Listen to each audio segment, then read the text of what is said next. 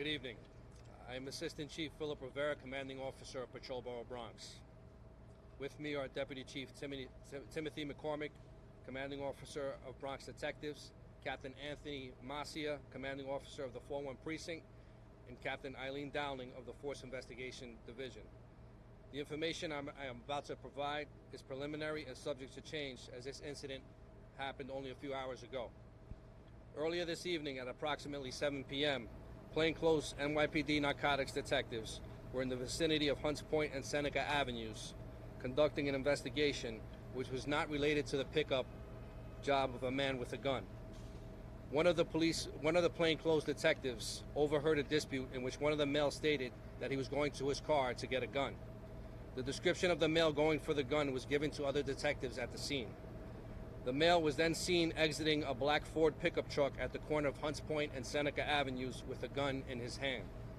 The male with the gun walked onto the sidewalk where a detective was walking towards him. The suspect was then given a verbal command, "Police, don't move." The suspect then raised his gun and fired one time at the detective, just missing the detective's head. Both officers returned fire, striking the suspect several times in the torso. The suspect was taken to Lincoln Hospital, where he was pronounced deceased. The sergeant and detective were taken to an area hospital for a medical evaluation. A Burner HD airsoft pistol was recovered at the scene. I can take a few questions at this point. All right, guys, you want to go one at a time? Questions? Josh? I'm sorry, just to be clear, airsoft pistol, so that's an air pellet, a pellet gun of some sort? I'm sorry, I don't know what that is. It looks pardon me. For all intents and purposes, it looks like a semi-automatic firearm. I will leave the exact analysis up to the lab when they get back. Now, that's what we'll go by. So could you just maybe go a little bit more into how the police officer, detective engaged this suspect? I mean, how close were they? Was it clear that it was a law enforcement officer at that time? So one of the officers was wearing a vest carrier that said police on it with his shield. The other officer said police don't move loudly, and it was approximately 10 to 15 feet away. And it was then that he fired the shot at the detective after they identified themselves. That's part of the preliminary investigation.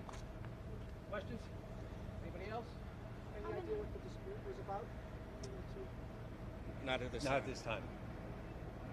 Or any information about the history of the The suspect at this point? suspect. The suspect has 10 arrests at this time. 7 of those 10 are felonies, and he has a felony conviction back from 1988 for an assault too.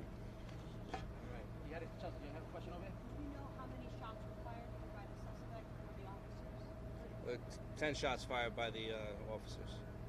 All right. It was wrong by this one. Could you please hold up the picture again? Any other questions? How many times was the suspect struck? The suspect is struck 5 times. Okay. Are we good?